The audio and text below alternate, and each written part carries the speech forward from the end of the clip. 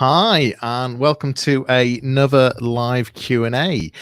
We are live streaming on LinkedIn Live. We're live streaming on YouTube and on Facebook in the Facebook group, the Yorkshire Business Club. Welcome. We've got Lexi Mills with us today. How are you, Lexi? I'm good. Thank you for having me.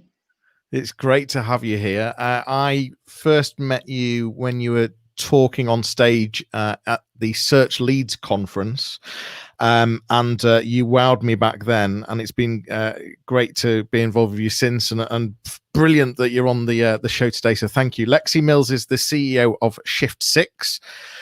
You're currently in London. Is that a London background we've got going on there? That is Shoreditch Church on that side. Ooh, that's it. Very nice.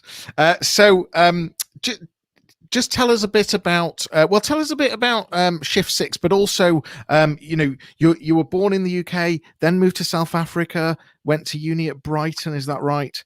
That's correct.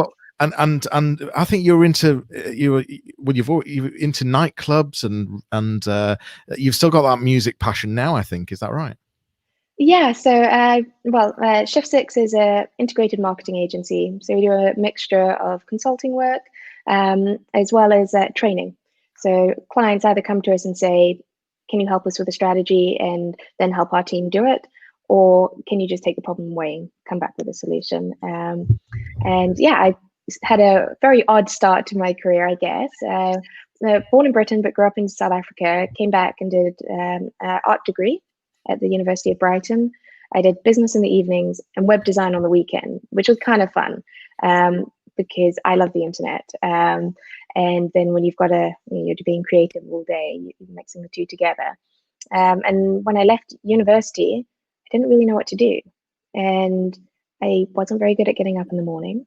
So I decided nightlife might be better for me. So I started doing marketing for music events and worked my way up there and learned a lot about music marketing, because the great thing about the music industry is you don't have the same sort of brand fears that you do in traditional or more normal business.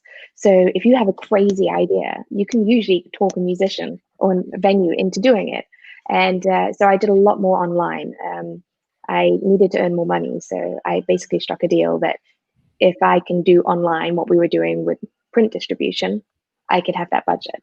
Well, yeah, you saw the amount of money going into print distribution, didn't you? And just thought, God, I could do so much more with that.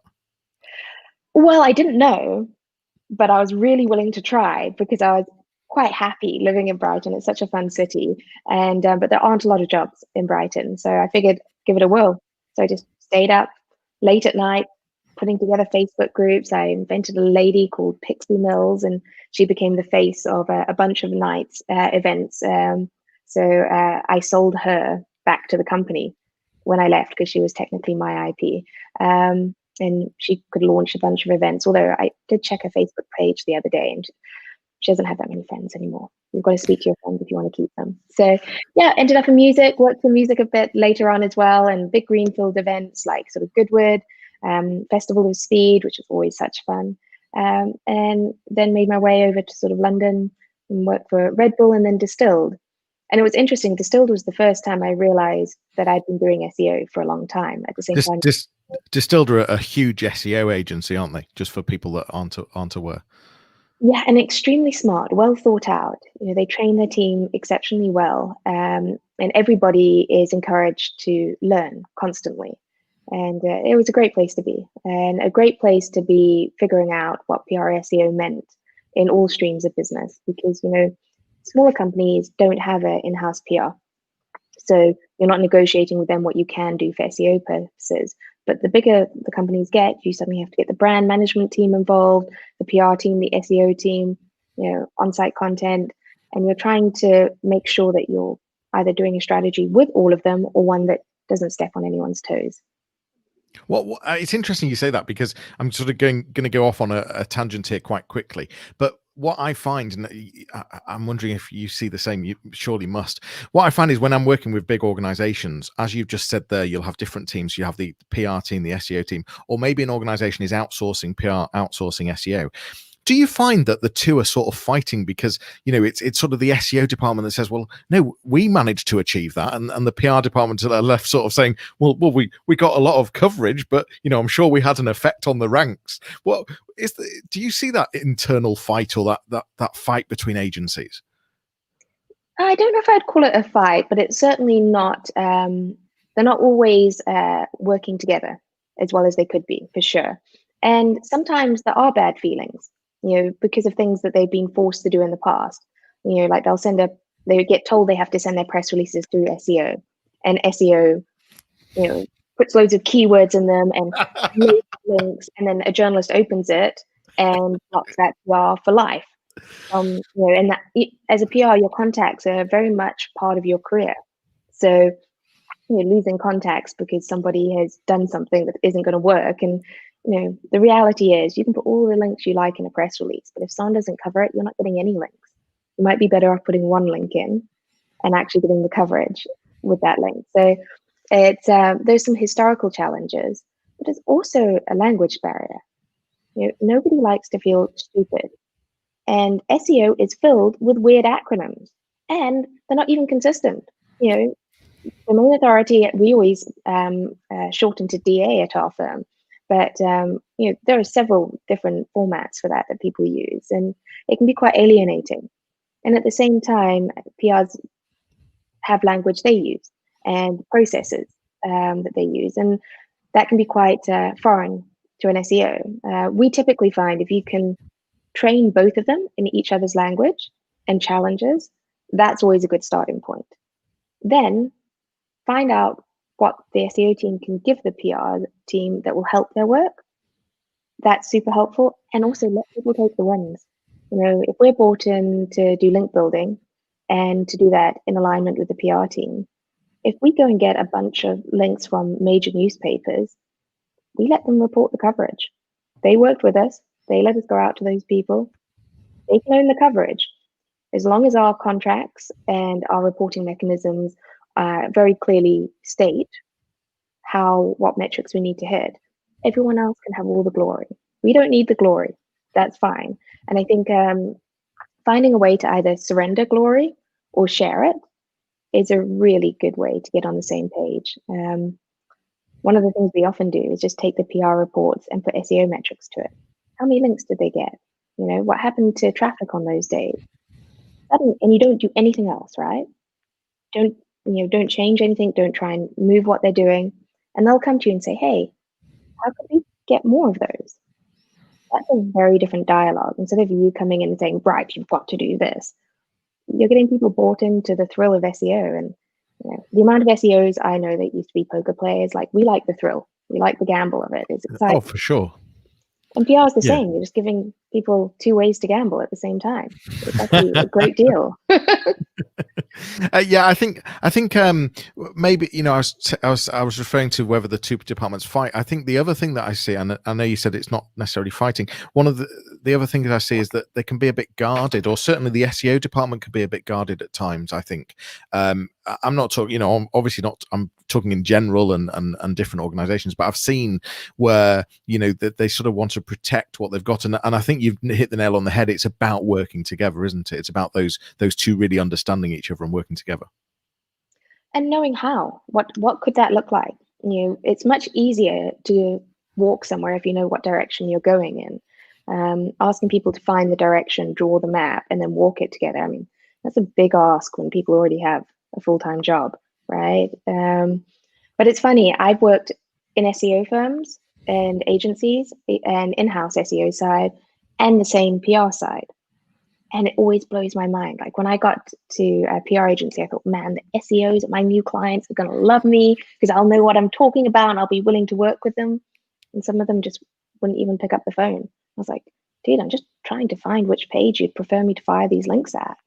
So, the truth exists on both sides in every circumstance at some point. It's harder in the pandemic because normally I would just excuse myself from a meeting and go looking for the SEO or the PR, maybe with some cookies. And cookies are really good diplomatic tools. And, just say, hi, I'm Lexi, hand them a cookie. I'm just in a meeting, but just wanted to introduce myself. Suddenly, you're the person that gave them cookies. When your email comes through, there's maybe a slightly warmer feeling, but it's just something about meeting someone, knowing they don't mean you harm. Well, you're all about this. In fact, just before I get onto that, though, I just wanted to hear some of the big clients that you work with. You have Dropbox as a client, don't you? You've got some big clients. Just talk through some of that and some of the people you've worked with in the past as well. I think it's important that people that are listening or people that are watching really understand some of the areas that you stepped into. Sure. So I have a bizarre passion for finance. I love debt management. I really quite like price comparison.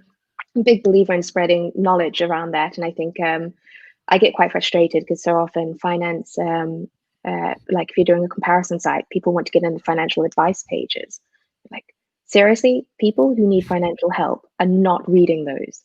They're reading like Vogue and all the places that tell you how to spend money, not save it. So I love doing strategies there. We've worked with airlines. We work with a lot of investors, and VCs. So they'll come to us and we'll look over some of the clients that they're looking at working with, and we'll say that site is SEO safe. This one could be easily PR'd, and what if we did these two together? And then we often end up working on those contracts. And yes, we have big people like Dropbox and a lot of the universities across the UK and the US.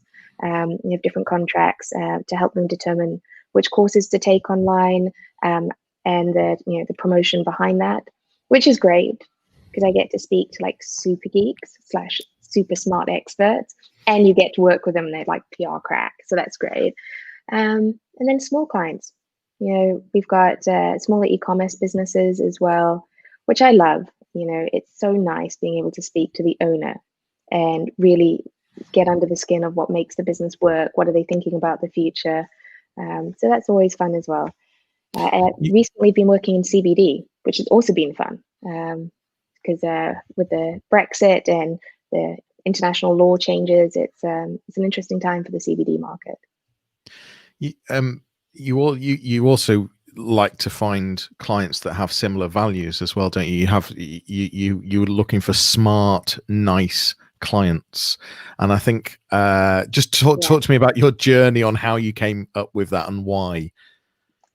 So the best stories are not created, they're found.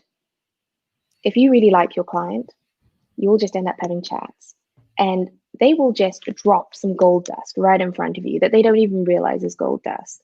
And that's kind of fun. It's fun for both sides because suddenly you get excited about something that they didn't think anyone would be excited about, right? So, but I also find that team members perform higher when they're working on stuff they're interested in and they genuinely care about a client. So when we first launched, we were just pleased to have some clients, and they were all lovely. But you suddenly start to realize actually some of them get you truly excited. And the thing is, there's the hours you're paid to work, and then there's the hours when you're cooking dinner and suddenly an idea comes. And creativity isn't a switch, right? It's an intellect. We don't get to choose it all the time. There's a certain functioning level that most people will have. But when you're truly interested in something, you start to see things that you wouldn't have seen otherwise. So having nice clients where the team really enjoy them, that makes the world of difference to the results that we get, but also how you feel getting up. And in a pandemic, it's really nice to be getting up and feeling like you're helping. I may not be able to work for the NHS, but I can get up and help keep businesses alive, and I can help people have an enjoyable day at work. So yeah, it means a lot more at this time of, I guess, pandemic life.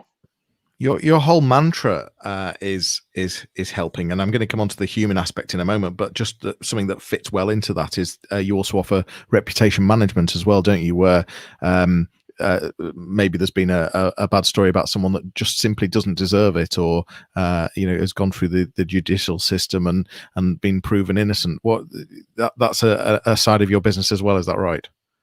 Yeah, it's something we're very passionate about. I have an ongoing challenge with the ethics around the structure of the internet, and there's nothing worse than someone being guilty by algorithm judgment.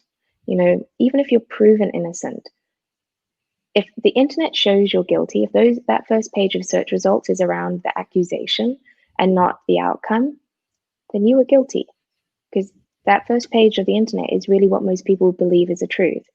And that can pull families apart. It can mean that people can't work in their passions. And I find that truly heartbreaking. We see it a lot with CFOs. If a company goes bust, they might bring in a specialist CFO or financial specialist to help liquidate the firm. And they're the people quoted in the press. And then they've gone in to help liquidate this firm, and they've worked really hard on it, and it's never a fun game. And then they come out and they optimize for bankrupt firm, and now they can't get a job. It's there's just no ethics there. And even people who do great things. I remember looking at the search results for Kate Rothschild, and they're all around her and her boyfriend. But you go back 2 or 3 pages and you suddenly realize the incredible charity work she does and how brave she is. But that's not who the world knows her to be if they don't go to page 4. So we're very passionate about it. We're very particular about who we take. But we love solving problems like that. Like, some companies will have a question that comes up in Google, right? A suggested question. And a suggested question is not just a suggested search. It's a question in your mind. Is this brand trustworthy? Like, now suddenly, there's 25% more clicks in people thinking about, is this brand trustworthy? So we particularly like adjusting knowledge graph and smart answers, and it's just fun. I mean, is that, if you saw that question, is this brand trustworthy? What preconceptions could that give you? Is that a good thing or a bad thing, seeing that question? Well, if you went to find a website because you wanted to use their product, and then suddenly you see, is it trustworthy? You're like, oh, I hadn't thought about that. I just presumed it was. Yeah. And it creates doubt. And if you don't own that result, then you're in a much more challenging position, right? Because somebody else can determine the answer to that. Absolutely. So you often talk about digital bubbles and being stuck in these bubbles. You just talk to me about some of the things you've learned in the past, because you've played a lot with Google and typed things in. You've typed. You were talking. I remember you talking a long time ago about people with bad grammar, how different people could type different things and see different answers and get into very different areas of the internet. Just talk to me about some of how that works. So Google's objective is to give you the best result for your query, but it's making presumptions about who you are. So if you have bad grammar, what if X, Y, or Z, versus that being asked with bad grammar, you'll see something different, which means you see a different world. And part of the beauty of the internet in some ways should be our anonymity. And I don't mean in terms of data privacy 100%, but we should be able to walk around it and have an equal footing. But it's we see things like classism. If you've had a good education, bad education, where you live will determine what you see. And so we see some of the limiting factors of the external world emulated and secured with algorithms online. And I think we should be able to choose that. I actually don't spell very well. I would like to see the results of people who can spell. I want to be good at spelling, right? And I don't want to be limited. I don't want to be seeing something different just because it's not my strong suit. I mean, give me an equation, I'm all yours. But so it's there's a certain element of equality that I think we need to consider in the way algorithms work. But at the same time, we also want to get to the answer really fast. And this is the example of Google imaging things like nurses, things like plumbers. There's a whole gender.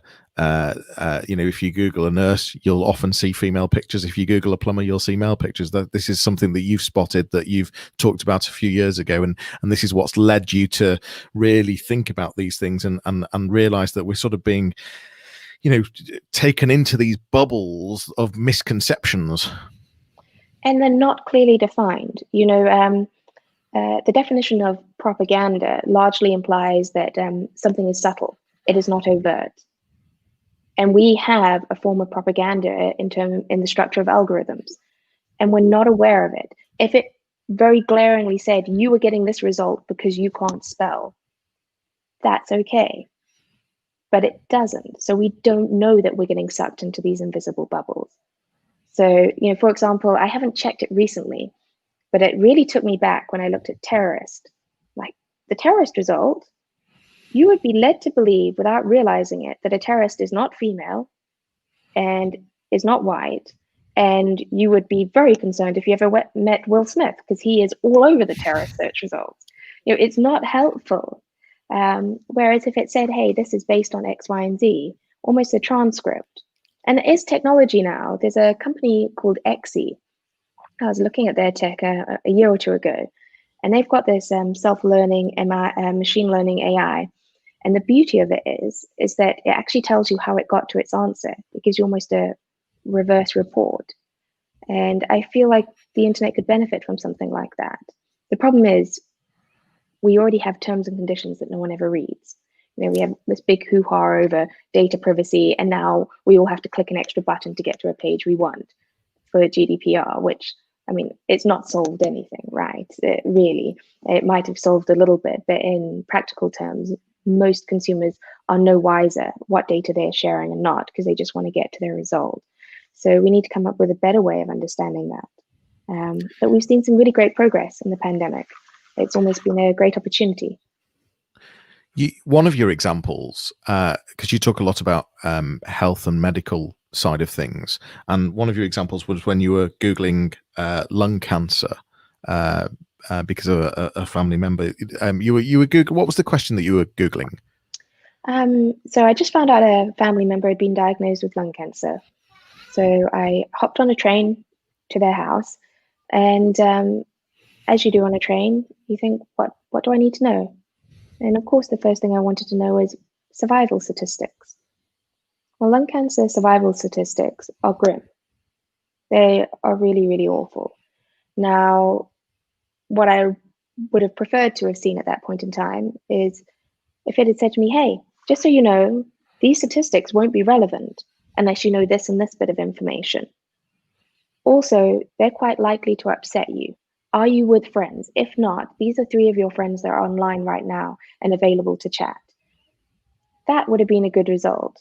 The result I got was their actual statistics, and I ended up fainting on a train platform, and I groped, actually, a poor train official who saw me about to faint, and I kind of grabbed hold of her and slid down the front of her. It was all very molesty.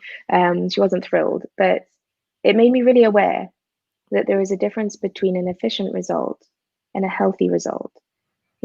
Kids may not always want to eat their vegetables, but they'll be grateful they do when they don't get scurvy.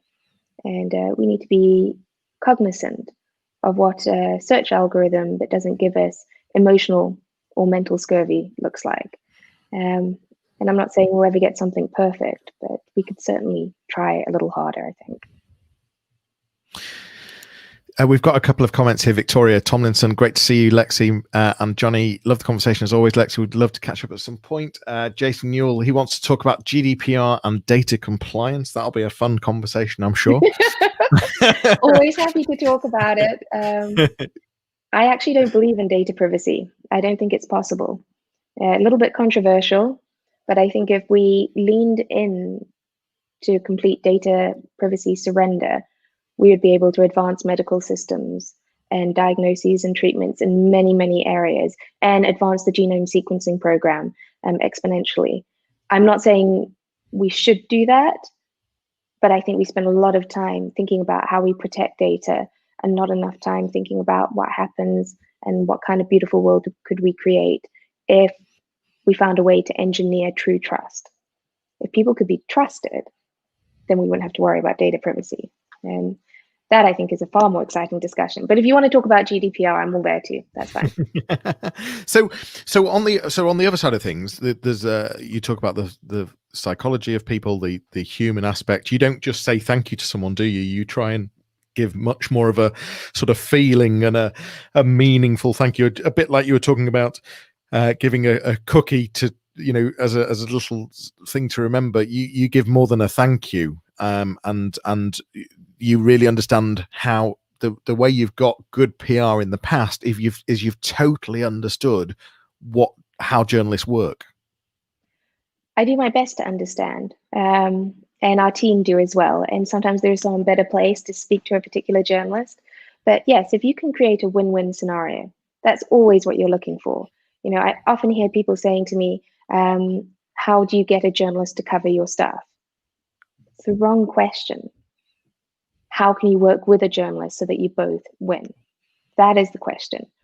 And it's really just a slightly different approach, but the output is long-term friendships. I mean, some of my closest friends in the world are journalists, and it's just how you approach things. You don't need to be stealing from anyone to make progress.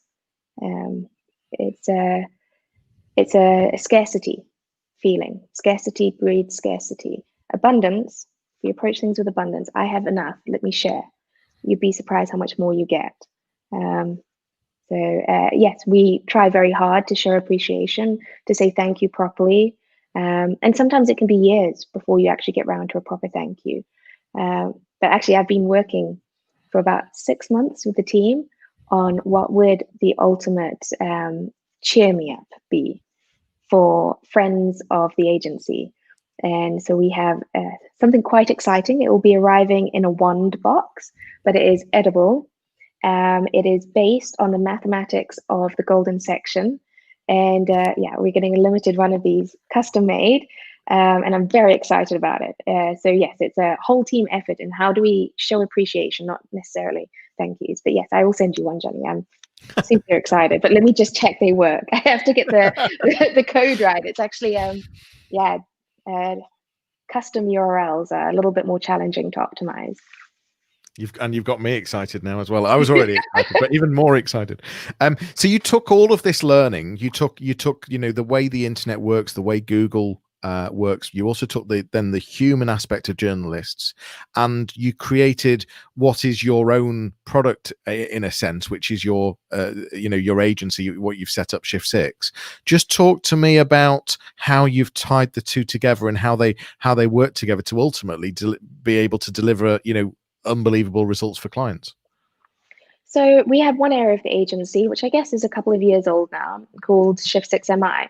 And it's interesting because it's really a product of seeing how systematic and formulated and process-driven SEOs can be, and how the wonderful outputs that has, and how human-focused PRs are. And we put the two together. So we have a team that track all media requests around the world through multiple systems. And we have a very rock solid process for marrying those up super fast with clients to get amazing quotes easily and in a lightweight manner from the clients and straight to a journalist. And so it really is a combination of multiple systems and our team being super fast, smart, and personable and prepared. You know, we go to great lengths to make sure that if a journalist asks us for an image, we have it, and we have it at the right resolution. And oh, you want one in black and white? No problem. Perfect bios. All these small things that can make a journalist's life harder. You know, they don't want to send you 4 emails to get the bio, to get the headshot, you know, to get maybe further details. And they don't want to wait hours to get a quote for a story that they just want to file so they can move on to the next one. So it was really looking at those pain points and asking ourselves, why have we missed certain opportunities?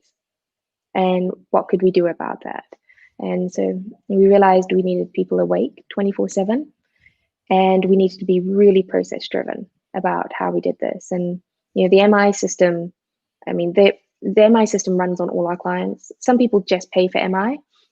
And we also do other things like if we're coming up with ideas for a client, we'll put together a journalist consulting board from the MI system, and we'll brainstorm. We'll anonymize the client, but we'll brainstorm. And you get fresh ideas, fresh views. And then we'll go off, build out those ideas, add in some of our own, and then take them back to the board. And then we get direct journalist feedback. So when we're launching a campaign, it's not just on gut feel that it's a good idea. It's verified. And that's not just because we want a higher chance of success, because we want big wins.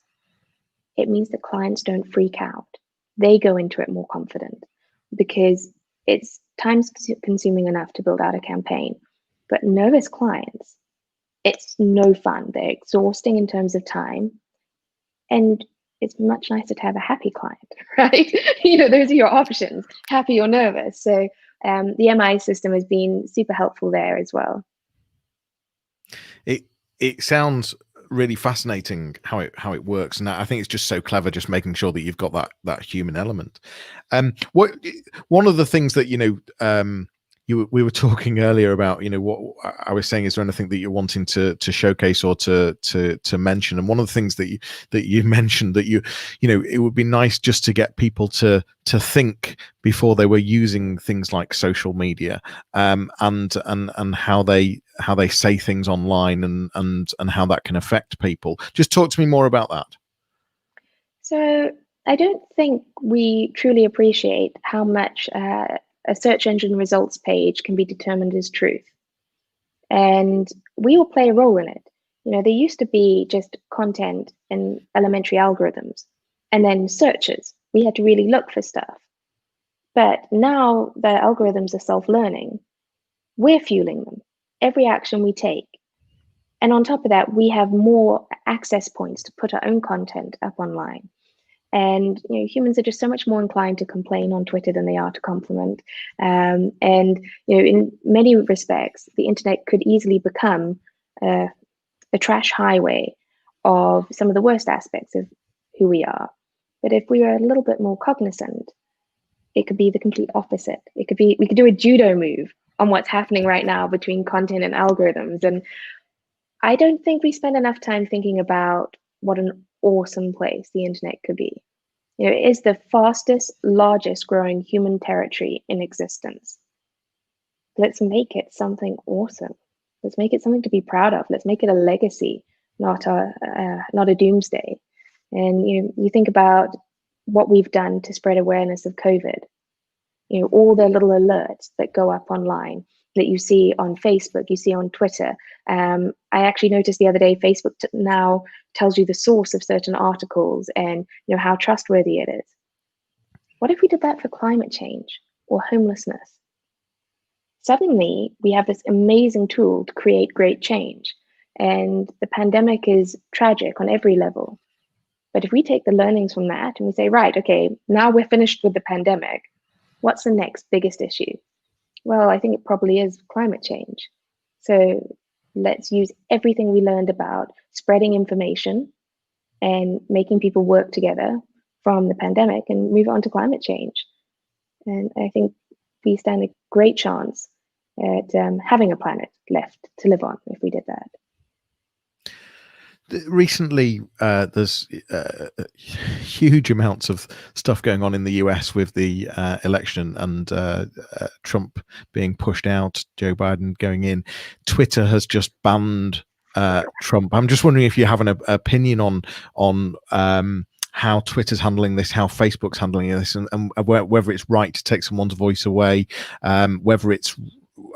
I'm wondering if we need to see to still be able to see the history, to see how awful some of the things that have been said. I'm just wondering if you've got an opinion on that, because it's sort of related to what you're saying, isn't it? And yeah. I don't know if you do or not. Whether Twitter and Facebook need to be are doing this in the right way or not. Well, I think they're probably dealing with it in the same way we've dealt with climate change. Too little, too late. Yeah. Right. Yeah. But better late than never, maybe. And we're never going to get everything perfect straight away. We can be quite critical of any form of AI. When Microsoft Tay came out and they released the sort of teenager type girl onto the internet that should be able to converse, and she became a racist arsehole overnight and they had to shut her down. And everyone was very critical. But actually, we don't make progress without failure. That is the ultimate mistruth. So I think we have to accept, okay, they have done something. Well, now they must have some line of command to make changes, more than they ever have before. Well, let's have a productive discussion. What could we be doing? I would like to see Trump stuff archived. I really would. I'd like to see it be able to have access to it. I've screenshotted a lot of it over the last year or two, and we'll never scrub it clean off the internet anyway. We're just making it harder. But we do need to come up with some system for truth. And we could start on the internet side, or we could start on the human side. I mean, how many schools do classes in determining truth online? You know, I have a subscription to Fox News, and a couple of my friends were really flabbergasted. They were like, "What? You pay for Fox?" It's like, yes, I have Fox and BBC and Al Jazeera running side by side. I want to know what other people are seeing and hearing. So maybe it's not just an education piece, but maybe we need to develop more interest in others. Like, it's not about determining who is right, who should have a voice and who shouldn't. Let's just all get a little bit more nosy about someone else's opinion. But unfortunately, we all seem to like our own voices and our own opinions. They're more comfortable than things we disagree with. So a higher level of interest and a greater comfort with uncomfort might be a way forward. And yes, somehow that needs to be translated into policies and systems. But right now, we don't have those. So we have to start experimenting, and maybe that means shutting down his Twitter account. But maybe we shut it down, but leave the content live. You know, there are iterations. But if you ever baked bread, like, you rarely get it right first time. So. It's that echo chamber that you're talking about, isn't it? And I really like the idea of what you've said there, which is around actually let's find out what other people are hearing and being told, and because ultimately that's what forms, that can be what forms their points of view, and you can't possibly understand their points of view until you understand how they've formed them. So I really like that idea of having Fox and BBC and Al Jazeera running at the same time. Oh, it was great in the elections. I had an employee, and we both spent a lot of time, like 5-6 years, living in the States. And we sat there holding hands, watching the TV, because it was just so nerve-wracking. And we were watching just as Fox started to pivot what they were doing. And we were just like, oh, we're watching history, and not just the elections, but that moment when they changed their view. I was like, wow. I am really pleased I had a subscription for that, because to see it live was fascinating. I'm curious. I'm pushing you here on points of view. I'm curious. You're in the UK right now, but of course you're connected across the world. Is it in the UK we're going through this second wave? You talked about going through a third wave of mental health, which I agree with you. Is it the leadership that's the problem? Are the rules too open for us to interpret however we want to interpret them, or are the people the problem at not using what you could argue is common sense or thinking more? I've battled with that myself recently, and I'm just wondering if you have any opinion on whether we just need a stronger leadership and a stronger, this is what you're allowed to do and this is not what you're allowed to do. So have you ever considered what would happen if you weren't allowed a face to a political campaign? So I thought about it. If you're allowed to have a green and a red dot, but there are no faces, there's no performance, there's no public theatre of a political party. The only face is a little round 1984-esque dot, and it has asexual voice. It doesn't raise it, it doesn't lower it. Then we'd be able to judge a lot more. But right now we have personality politics. We buy people. And so yes, we could say stronger leadership, or does everybody just need to cut the game and really focus? We could also argue quite easily that maybe there's a problem with our education system, that we can't get people to wear masks and behave safely. Or there's the final one, which is we have to accept human nature. And I think one of the most interesting parts of the pandemic is that we may not be able to define it in words or properly hold it, but human quality, that impact on us and how that impacts us interpreting and acting on rules, needs to be factored in. And this is true in business as well. We spoke before the stream about some people design the world's perfect strategy for a business, but the client can't implement it or won't for some reason. Then it's not the perfect strategy. The right set of rules are ones that take into account the people on the other end and how they're feeling. Being allowed a bubble helps. It really does. But maybe people need to, if we had more flexible rules that allowed for people to look after their mental health and their physical well-being, we might not have found ourselves here. Or we could have gone the other extreme. But I do worry about long-term, psychologically, what will be the impacts of the pandemic. I also think we're going to find people have become quite fabulously weird. Are pajamas just going to be a thing we all do all the time? How great is that? But yes, I think there are so many arguments that everybody is finding their own way to cope. And I think we have to accept that the rules are hard to follow. They're not hard logically, they're hard in practice. So there has to be some empathy there. Should we have shut our borders sooner? Probably. Should we have gone down into lockdown sooner? Probably. It's a tough game. Should schools have ever reopened? Well, if you ask parents, they say yes, definitely. But do we think we can control a virus with schools open? I don't think so. So yeah, it's the beauty of an international world, and it was almost a certain destiny that was going to happen. But yes, it's our greatest challenge, learning to work together to solve it and being able to care for people beyond yourself. So maybe the ultimate thing that we needed is not stronger leadership, but greater capacity to have empathy. In Japanese, they have a term for leaving capacity: always leave space. What is wrong with the structure of the way we live and function right now, that we don't have the capacity to have empathy for people beyond ourselves? Because that is the challenge of the pandemic. You wear a mask to protect others, not yourself, on average. So yeah, maybe we all need to learn how to care a little bit more, and that might mean that we need to feel safer in the world some way, somehow. Lexi for leader. No, I don't have any perfect solutions yet, but I'm willing to look for them. I think you're talking great sense, and I love that greater capacity for empathy, which is another take on it, and I think that's a very interesting thing.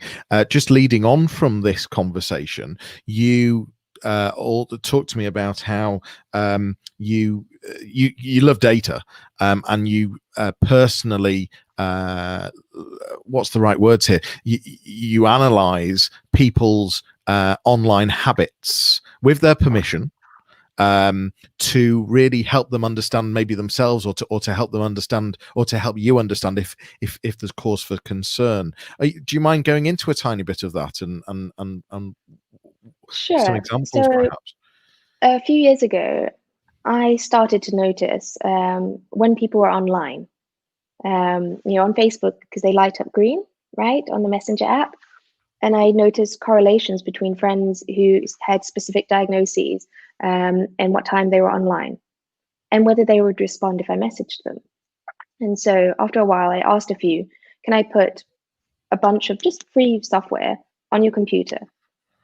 And I just want to see if we can monitor when you're going down and up. So this is people with bipolar, schizophrenia, manic depression. ADHD is a little bit harder, but those are the ones I was really focusing on.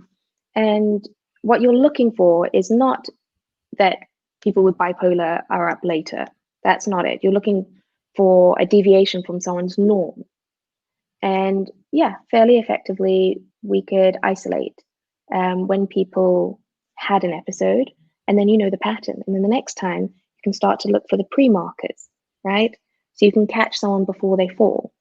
Because I am a big believer that we're in our second wave of the pandemic in Britain, but we're also in our third wave, which is the mental health impact. And when you start to look at the long-term effects of it, it's not just not feeling well. It's actually the fear, the shock of what happens when somebody has a bad episode. And if we could prevent those, prevention is much easier than bringing someone back from a bad place. So yeah, I found fairly consistent patterns around bipolar and schizophrenic episodes with early telltale signs. So things like people being on Amazon late at night and the speed at which they're moving between pages, so bounce rates on pages, for people that maybe weren't particularly a night owl, people who were on social networks but not actually communicating, but just observing. That was kind of interesting as well. And changes in use of language, an increase in certain types of typos and shortening of sentences were good indicators. So yeah, at some point, when time allows, I would like to see if I could create a digital drug equivalent to lithium, because lithium is a death sentence in its own right, from what I can see. And if we could regulate people's lithium dosages based on their digital behavior, we would save many lives. Yeah, I do believe we're going to have an opportunity to use our access and digital footprints to make a much healthier world and a much more democratic healthcare system. You know, we can already tell certain types of cancers by digital queries well ahead of time. I think it was Harvard University who did the research there. Well, if we can diagnose cancer sooner, that is your primary indicator for survival. And a lot of cancers is getting it sooner. And imagine if people don't suddenly have to have a lot of money to be able to catch things. That makes the internet a very, very cool place. So yeah, that's when I get a moment, I will work on that a little bit more. But it's exciting to see patterns. I mean, I'm sure I could find patterns for other fun stuff as well. I think you need to prioritize it, and because I think the picture that you're describing, you know, I can see it happening as well. Having an AI tool, a machine learning tool that really just step in and say, hold on a minute, this person needs some help, or you know, we've got something going on here.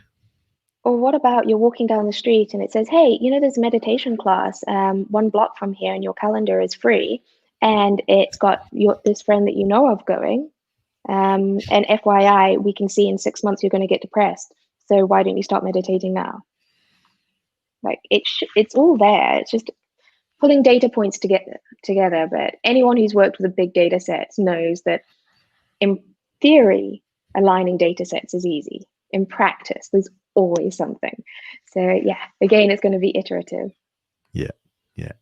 Nathan Clark said that this is a great discussion and an opportunity to open ideas. Summed it up well. I was going to ask you how you managed to do a TED talk, but actually, you know, every time I speak to you, it's so obvious. You know, you're just such a brilliant speaker. You've got great ideas, and I love your way of thinking. Fascinating, Lexi. I could chat to you for hours. I really could. You're asking about my favorite subjects. So. Although we haven't gotten on to gardening yet. I do like gardening.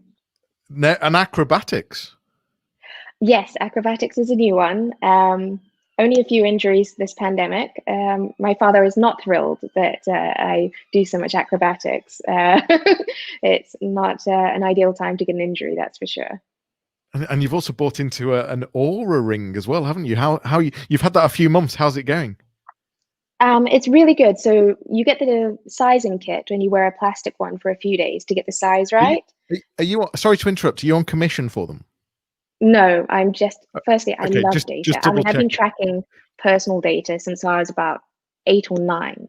Like I have spreadsheets that were drawn up on a 286 computer on what time I woke up, you know, what time I went to bed, you know, what I had for lunch. I just always collect stuff. But the real version, once you get upgrade to the real version, it's a lot more comfortable.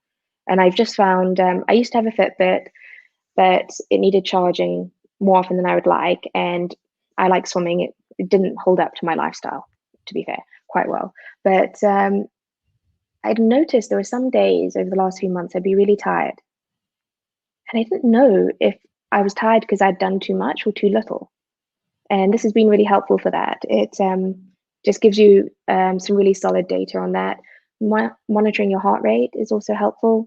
It turns out if you have a high heart rate, you don't sleep as well and you don't wake up feeling as well. And I don't know, it's fun to wake up and see data and be like, oh, do I agree with it or not? And yeah. So for people that are listening, you won't be able to see, but Lexi's showing a ring on her finger, and that's all it is. It's just a digital ring. It's a step up from a Fitbit, and my understanding, and you were talking about it earlier, is that it can preempt how it thinks your day's going to be, and sort of give you some advice and tips on take it a bit easy today, Lexi. You could be in, your mood might be not the best place to be in. Yeah, so it noticed that I had a restless sleep, which was my own fault. To be fair, I turned the heating up, and I've had some problems with the radiators. We had a couple changed, so it noticed that I didn't sleep super well, and it said, "Hey, take it a little bit easier today." So I took that as go for a walk, not a run. But there are some days I look at it and I'm like, oh wow, I feel like I've walked 10,000 steps, and it turns out I've done 1,000, and it just gives me that extra little nudge. Although one of my friends say the best algorithm you have is asking yourself how you feel. And I'm like, yeah, I think that doesn't work as well in a pandemic. Lexi, if people are wanting to speak to you about any of the topics we've discussed, I guess, where's the best place to find you?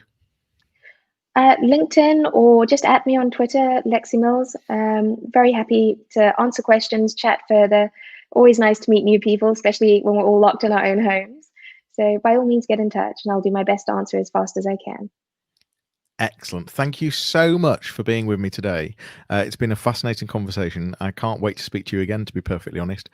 But look after yourself. Stay safe in London. Nice seeing you. Thanks for listening. If you have been listening, please watch out for another live Q&A coming up, whether that be on the podcast or live video. We'll see you all soon. Thanks again, Lexi. Cheers. Take care, everyone.